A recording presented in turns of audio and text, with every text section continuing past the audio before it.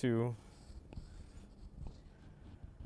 Okay, tonight's spotlight, you could say spotlight interview separately, is on Cindy Kvaal. Now, Cindy, before we get into the details of why I'm interviewing you, particularly for this game, just talk a little bit about what you do for the school, your process in getting here, things. How many years have you been with the school here at RCW?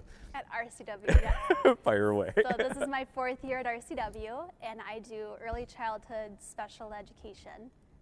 So I work with birth to 7-year-olds in special ed. So my 4th year here. Now, I would imagine that's been kind of challenging given the time of COVID and what you do and your little tiny little corner that you have in your room.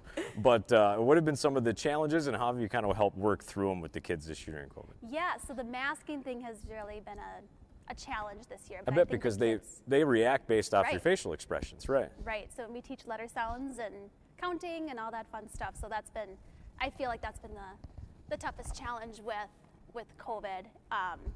But I feel like they're doing a really good job. Looking forward to getting back to normal. I agree, yes. Okay, now 100%. Let's get into, all right, the backdrop is done. Now to get into the meat things. Where are you originally from? I am originally from Dawson, and I went to school at Dawson Boyd, and I have lived there basically my whole life. Now, getting into the reason why you are, I wouldn't call it a curse of the Jaguars, because technically it was just for one game. Even though Dawson seems to have their number against us, especially when it comes to the playoffs. But the reason why I've got you here today is I learned about a pretty fun story that you had told me about earlier in the year, and I told you I was going to interview you specifically for this game with Dawson Boyd coming to town tonight. But the playoff game last year, where it seemed like nothing went right for us, and it seemed like you were probably the curse and the reason why it happened. Tell the story of you, Mikey, just everything and what happened that day. Yeah, so for anybody that doesn't know, Mikey Kvaal is my little brother. He's taller than me, obviously, but he's my little brother, and he was a senior last year. Yes. And it was just kind of, the whole thing was just a big fluky thing. So backing up a little bit, I said I'm from Dawson, but I recently moved to Montevideo. Right. So the playoff game was in Montevideo about a year ago on a Saturday. And so my dad picked me up and my daughter, and we went to the game. Everything was fine. And details, I don't really know, but honestly, I feel like it was 5 minutes into the game.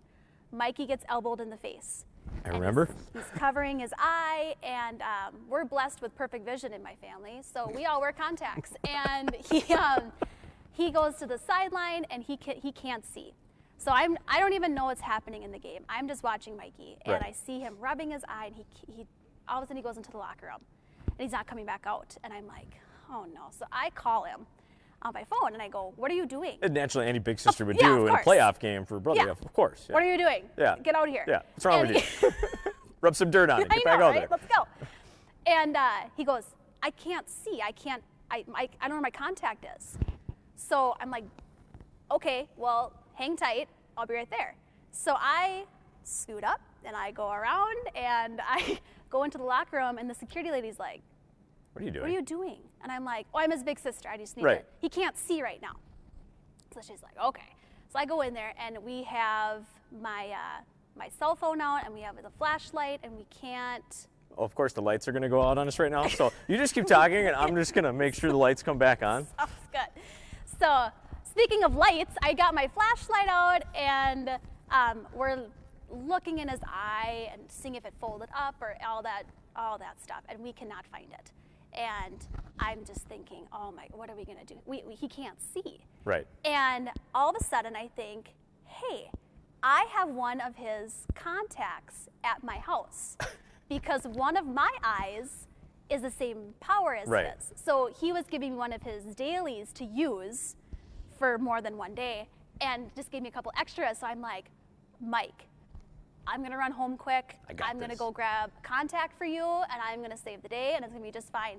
So I sprint out of the locker room and sprint to my dad's car, and I live like couple blocks from the school. I'm not going to tell you my address because I told I might get hate mail for this. Yeah, no, you don't. Yeah, no. So I'm about 6 blocks from the school, and I run into my house, grab a contact, run back. I had to parallel park to get back there, and run back into the school and get back into the locker room. And I think at this point it was right after halftime. He missed like a good chunk of the game. I remember that. A good chunk of the first half of the game. So he gets his contact in, goes and warms up a little bit, gets put back in, and honestly, I feel like it was right away, but it was probably about halfway through the second half. He either went up for a rebound or a layup, and he gets knocked to the ground and rolls his ankle and sprains it. I'm like, of course. You've got to be kidding me. So I'm like, I think he needed help getting off the court. But my dad always said, if you sprain your ankle or you roll your ankle, keep your shoe on. So he doesn't take his shoe off, and I don't even think they really iced it I don't know. The whole thing's such a blur. And he walks around a little bit, but he's limping really bad. I'm like, oh my gosh, it's his senior year. The game is so close. This could be his last game. But my dad kept telling me, nope, he'll go back in. He'll be fine. They're just saving him. It's fine. He's gonna get one shot here, and then they're gonna put him back in. I'm like, okay, whatever. I'm just like a nervous wreck. And I think with about 5 minutes left in the game, he goes back in, and he's powering through it, and it was so much fun to watch. And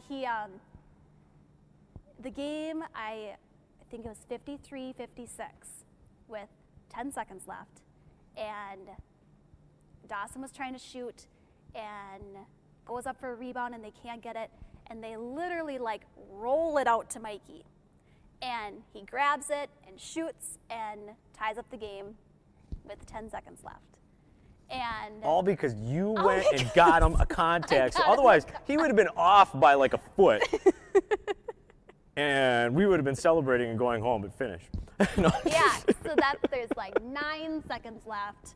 And it's just going wild. And I actually got to watch footage of that because somebody from Monty recorded it. Had on Snapchat and sent it to my sister.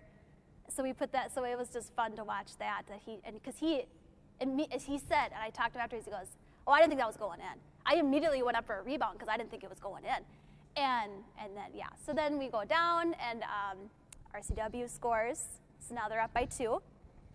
And we get back down to the Dawson side, and Michael Olson hits another 3 to win the game by 1. And I remember that inbound, and Craig probably remembers it vividly as well. It was right in front of us, near side corner, and as soon as it went in the air, I remember Craig and I both we were dejected because from the angle that we saw, we knew it was going in. And it was so heartbreaking. But like you say, it was your brother's 3 that set up the game winner, and it's all your fault. And it's all my fault. Yes. But you're the reason why Riley missed all those cookies the whole game because of this. You were out driving around, and somehow you had put this aura around the gym floor to make it to stay close so that your brother could hit the big 3 that led to the bigger 3. Yeah. Something like that. It was, yeah. And I was like, because I didn't think you were serious about this interview. So this whole week I've been trying to what even happened during that game? Because I was in the locker room for half of it. I was in the car for part of it. I don't even remember what happened in the game. And yeah, so that was just, it was really fun. But part of it was, I was okay with either team winning because I feel like the next game, I think we were going to get out of school for it. So right. I think RCW wins, we get out of school. You're good either way.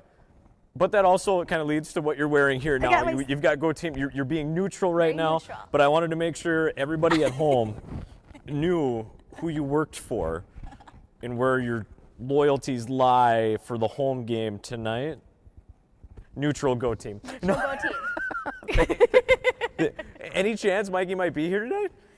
He is running up in Duluth now. Oh, that's right. And he has a meet tomorrow after noon. So he's going to be running the 3,000 Wow, tomorrow. good for him. So that'll be, he's very excited about it. So. Well, it was a great game last year, and even though we came on the losing end, those are always fun to call. Hopefully tonight's a good game too. But thank you for coming and talking and telling the story to let all Jaguar fans know why we lost last year. Thank you, Cindy. Thanks.